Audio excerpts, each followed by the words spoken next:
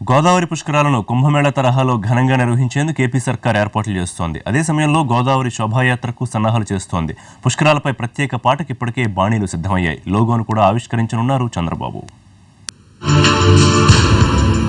గోదావరి పుష్కరాల్ని ప్రతిష్టాత్మకంగా తీసుకుంది ఏపీ ప్రభుత్వం. ప్రపంచవ్యాప్తంగా ఉన్న తెలుగువారిని అప్పురపరిచేలా నిర్వహించేందుకు కసరత్తు చేస్తోంది.